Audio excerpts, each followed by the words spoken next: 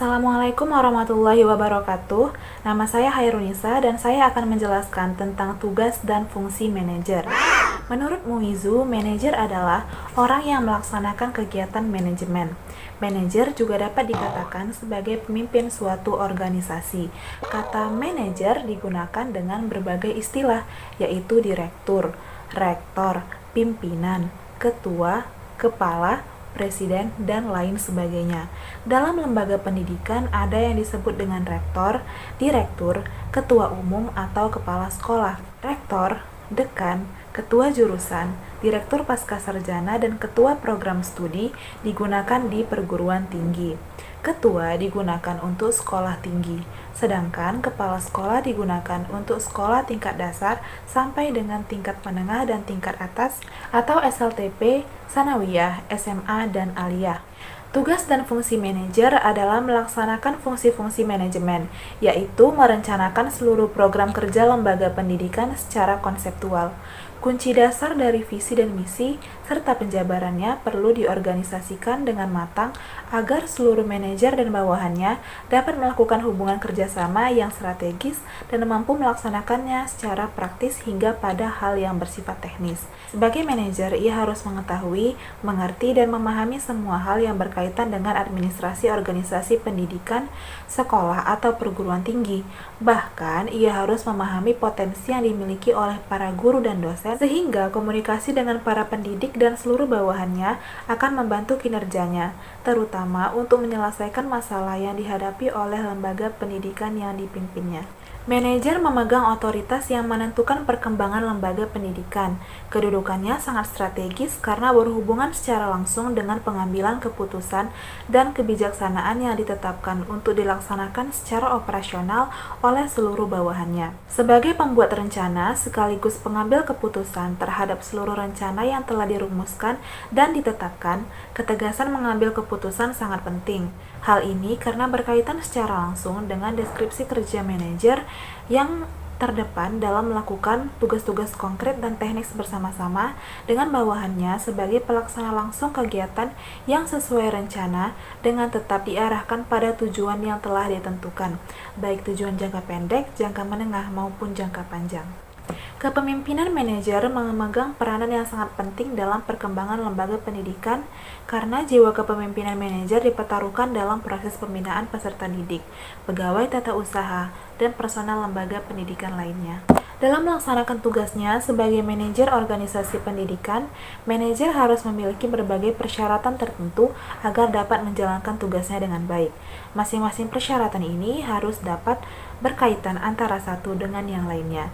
Contohnya adalah yang pertama memiliki ijazah, yang kedua memiliki kemampuan mengajar, yang ketiga memiliki kepribadian yang baik, yang keempat memiliki pengalaman bekerja pada lembaga yang sejenis.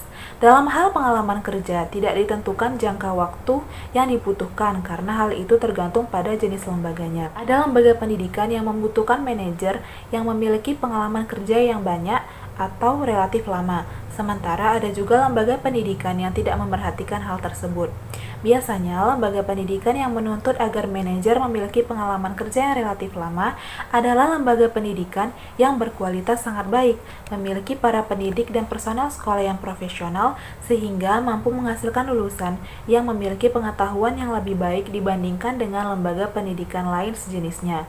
Sebaliknya, lembaga pendidikan yang tidak menekankan lamanya pengalaman kerja manajernya biasanya disebabkan oleh beberapa hal, misalnya tenaga pendidik yang ada sangat berkompeten dan memiliki banyak pengalaman dalam melaksanakan kegiatannya, sehingga dapat melaksanakan tugasnya dengan baik. Misalnya, seorang rektor atau kepala sekolah yang lama memasuki masa pensiun, sedangkan lembaga pendidikan yang dipimpinnya sama sekali belum pernah memiliki penggantinya. Oleh karena itu, pengangkatan manajer tidak memperhitungkan pengalaman kerja sebagai bagian dari cara yang darurat atau pengangkatan dilakukan secara langsung oleh pemerintah atau ketua yayasan suatu lembaga pendidikan. Manajer lembaga pendidikan harus memiliki pengetahuan dan kecakapan yang sesuai dengan bidang dan tanggung jawabnya dalam pengelolaan lembaga pendidikan yang dipimpinnya. Dengan demikian, sang manajer dapat menjalankan perannya sebagai pimpinan lembaga pendidikan sebaik mungkin. Manajer juga harus memiliki ide-ide yang kreatif yang dapat meningkatkan perkembangan pendidikan. Dengan bantuan para pendidik, ia mendiskusikan ide-ide tersebut untuk diterapkan dalam proses pendidikan. Bila dicapai kesepakatan antara manajer dengan para pendidik, yaitu dosen dan guru, ide-ide tersebut dapat direalisasikan secara sistemik. Sebagai manajer suatu lembaga pendidikan, ia mengemban tugas-tugas yang sangat strategis dalam upaya mencapai tujuan pendidikan. Menurut Panan Rangi, tugas-tugas manajer secara konseptual adalah yang pertama, membuat perencanaan. Perencanaan yang dibuat oleh manajer berkaitan dengan program pengajaran, kesiswaan, pembinaan para guru atau dosen, pengembangan kurikulum, dan pelaksanaan pengembangan aktivitas siswa atau mahasiswa yang bersifat intra dan ekstrakurikuler. Yang kedua, pengembangan dan pemberdayaan kepegawaian. Yang ketiga, mengelola administrasi keuangan lembaga. Dan yang keempat, mengembangkan sarana dan prasarana lembaga. Sedangkan menurut Freeman dan Gilbert, tugas-tugas manajer adalah melaksanakan tugas-tugas manajemen, yaitu yang pertama merencanakan, yaitu proses menetapkan sasaran dan tindakan yang perlu untuk mencapai sasaran tadi. Manajer memikirkan dengan matang terlebih dahulu sasaran dan tindakan mereka berdasarkan pada beberapa metode, rencana, atau logika dan bukan berdasarkan perasaan. Karena apabila perasaan muncul mendahului logika, maka kekuatan manajer dapat digunakan untuk hal pribadi.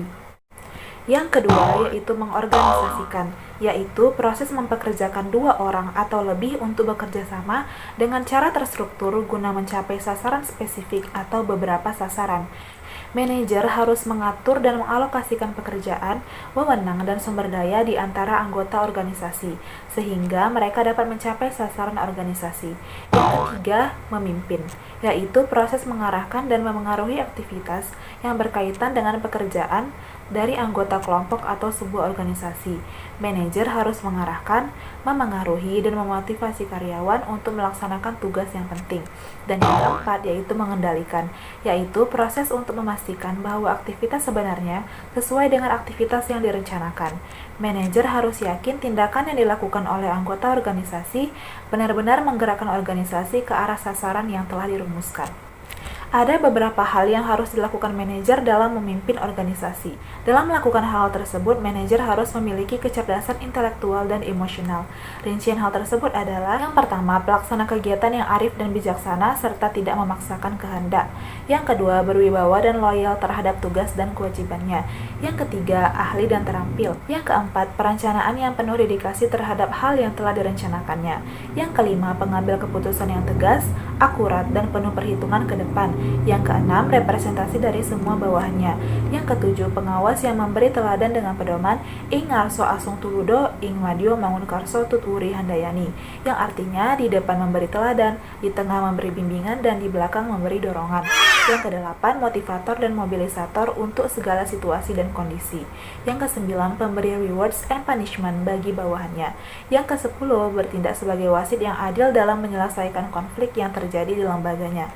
Yang ke-11, panutan bagi bawahannya dan mampu berkomunikasi dengan suasana hati yang tenang dan menyejukkan. Manajer dituntut bijaksana dalam mengambil keputusan, terutama dalam situasi yang dilematik. Maksudnya adalah situasi yang sulit dan membingungkan. Secara rinci, fungsi manajer adalah: yang pertama, fungsi strukturalisasi, yaitu menetapkan struktur kepegawaian terutama dalam penyusunan dan penempatan personel, material, pekerjaan, dan pikiran-pikiran di dalam struktur itu. Yang kedua, fungsi relationship, yaitu menjalin hubungan dengan pihak eksternal lembaga dengan mempertegas tugas, fungsi, kewajiban, hak, dan tanggung jawab masing-masing anggota yang disusun menjadi pola-pola kegiatan yang tertuju pada tercapainya tujuan pendidikan. Dan yang ketiga yaitu fungsi integritas usaha-usaha suatu pendidikan yang dapat diartikan sebagai alat untuk mempersatukan usaha-usaha dalam menyelesaikan berbagai kegiatan lembaga pendidikan. Kesimpulannya, manajer adalah orang yang sangat berpengaruh di dalam suatu lembaga pendidikan. Oleh karena itu, dalam memilih seorang manajer, kita harus memperhatikan beberapa hal. terutama pengalaman kerja, karena pengalaman kerja akan mematangkan cara kerja seorang manajer, terutama akan memiliki kecerdasan emosional yang mumpuni. Manajer harus memiliki kepribadian yang baik. Segi kepribadian ini memegang peranan penting dalam kegiatan administrasi di lembaga pendidikan. Manajer yang tidak berpendirian akan menghambat tercapainya tujuan lembaga pendidikan. Sebaliknya, manajer yang berpendirian baik membantu para pendidik dalam menjalankan tugas-tugasnya akan menyebabkan suasana lembaga pendidikan lebih tertib dan harmonis sehingga mempercepat terwujudnya tujuan yang diharapkan. Demikian dari saya. Wassalamualaikum warahmatullahi wabarakatuh.